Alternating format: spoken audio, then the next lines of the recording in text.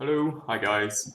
I want to show you how to recover your hard drive from an external hard drive enclosure such as this. This is the Western Digital external enclosure. So what happened is I had two Western Digital external enclosure from way back a few years ago, and none of them was booting as I was testing 20 minutes ago. And so the solution to it, it could be either the hard drive that broke inside, which looks something like this. That's what Western Digital have inside the enclosure. So it could be the hard drive that broke, which there are ways to fix it. If you really want the data out of it, I will make another video eventually to show you how to take it apart and replace the disk and silicon disk inside, or the pin head, or the motor. But today's video is really just the external enclosure. How to retrieve the hard drive, and once you retrieve the hard drive, you can get another. This one. This is like a laptop hard drive dock. You could just plug in a SATA drive and get your data out that way. So basically, my guess is because whatever that's on the external enclosure on this, it's probably a capacitor or something broke over time due to heat, or just it was designed to break. So once you get the hard drive out, if the hard drive was not broken, hopefully you can get the data out of from an external dock system for the hard drive. These are pretty cheap. These are like $20–$30. You can get it from Amazon. Okay, so in this case, I already opened this like 20 minutes ago, 10 minutes ago.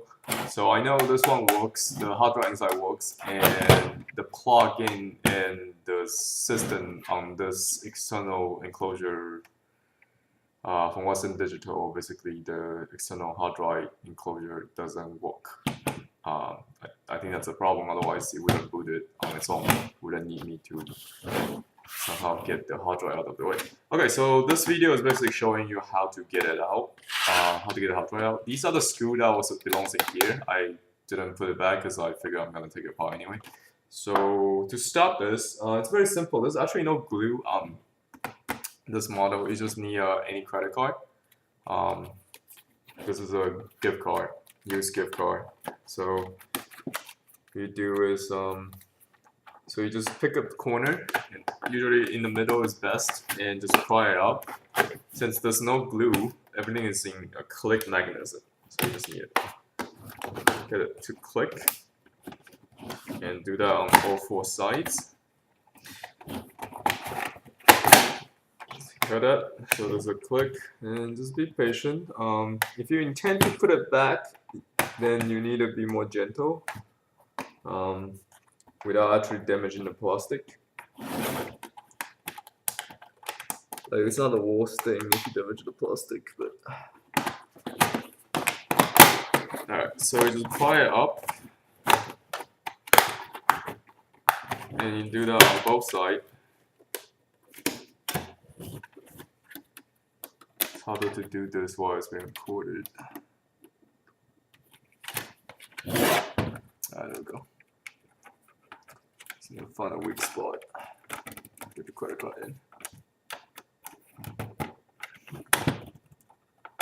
There we go. This is a good spot to start.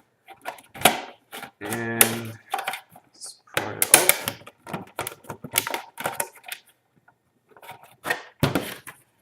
Oh. Try not to do that. If you do this between your, like on your legs, then it will help to stabilize the hard drive so it doesn't slip over the place. Since I'm trying to record this, I can't do that. Alright, there we go. Okay, once you get the both sides open, you could just like slide this to. It's not clear over here. Alright. Then on this side is click, you see? And on the other side as well, so you want to slide your credit card through it. There we go. Universal access card. Alright, so you just open it like this way, as such. It's a sliding mechanism. And then you see this is a 500GB hard drive. This particular Western Digital hard drive design doesn't have any screws to retain the hard drive. Some other ones do, like this one. This is the older generation that I took apart. Unfortunately, this one, the drive inside is the drive that's bad, so the data I couldn't recover. But this drive is good. Then I find out I really don't have much data I want on it, so I end up just format the drive. But at least I get a free hard drive out of it, so otherwise it would go. So basically, there was 4 legs, and it just come right out from the plastic piece. And there was one, like these screws, 1, 2, 3, 4 inside. One screw is inside the enclosure. You want to get all of them out, but leave one in, otherwise the hard drive will fall off. And you want to get this heatsink shield out of the case. So just get these 2 screws out. And then you slide it, as you can see, the hard drive, the plug-in is here, there's something in here, so you slide it upward. Okay, sure, just take this, yeah, you slide it upward and then take the whole piece off. This is it. This is the board that's in control of everything.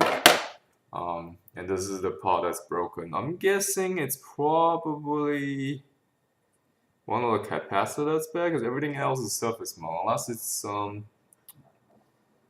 really don't know anything else could go bad, because it did receive power and it just wouldn't receive signals. I'm guessing it's probably capacitors, as that's the only weak link I can see on the board. Everything else is surface mount, so it's hard to tell without a microscope and testing. But it doesn't really matter. This part is cheap. You don't even need it. You just need to get the external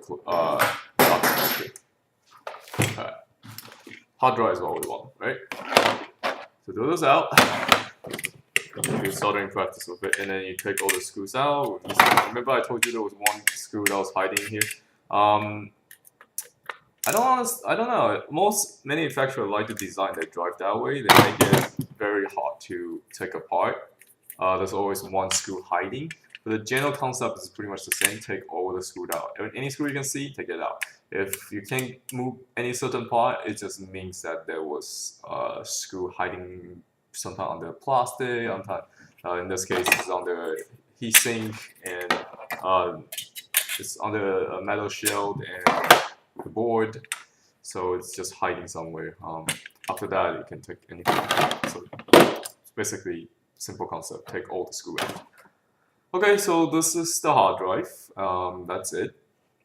Once you retrieve the hard drive, like I said, you can get external dock connector, dock thing, and you plug it in to USB to your computer, and you plug in the power and you turn on the power. Like cable wouldn't reach. I'll just get it right here, and then you turn on the power, and then it blinks, drive spins, and I pick up data, and everything's good. So once you're done, so that's my computer making the sound that is detecting this hard drive. Let me just turn this off. Alright, so once you're done, you got yourself a free, you salvage yourself a hard drive, and more importantly, your personal information, whatever you need to recover from your hard drive. I wouldn't put anything back with this because this thing I know is broken. But in the event that if your hard drive that broke, because you plug it in and nothing works, you can keep this and plug in another hard drive, let's say from a Samsung or whatever. You could plug it in to another hard drive, and you got yourself a free external board. You just need to plug in power and USB. Then you can retrieve the data from this other drive, even though this one's broken. And if you still want to retrieve the data out of a broken drive, for example, this one, this is also Western Digital. It's an older generation, which came out of this enclosure. This right now is just a piece of plastic. I intend to put stuff in there, so it's a nice hiding place for valuable goods on the bookshelf.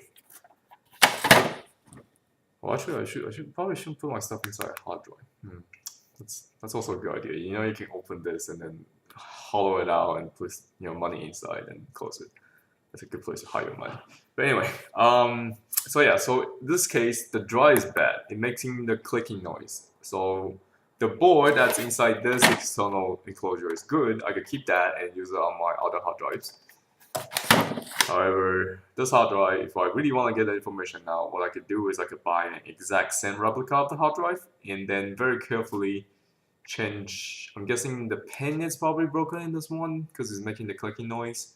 So I can change the pin, I can change the motor, and I can also change the circuit board.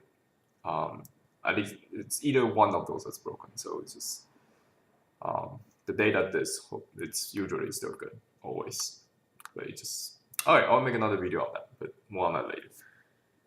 Okay, thank you for watching. So this is how you salvage hard drive out of Western Digital external enclosure that goes out of service. Yeah, unfortunately this is junk now.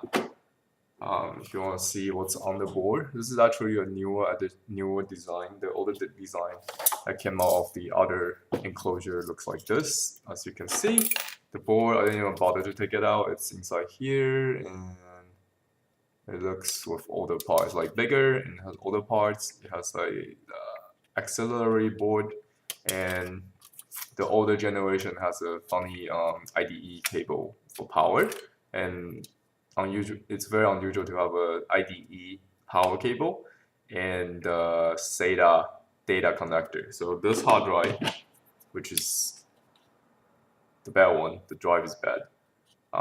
It's really weird because it was designed with SATA data connector and SATA power connector. However, it has an IDE like auxiliary power connector just for this design.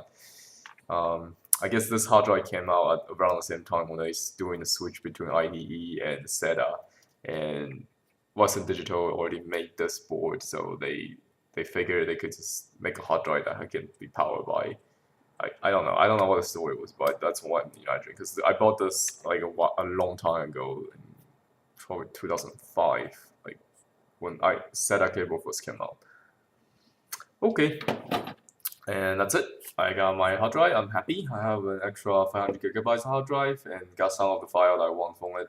Not a lot. I think most of the file I want is inside here, not this hard drive, since I have two external hard drives, and I have some information I want to get out of it, but I can't.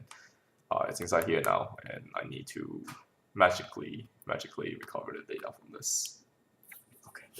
Thank you for watching. Have a nice day. Bye.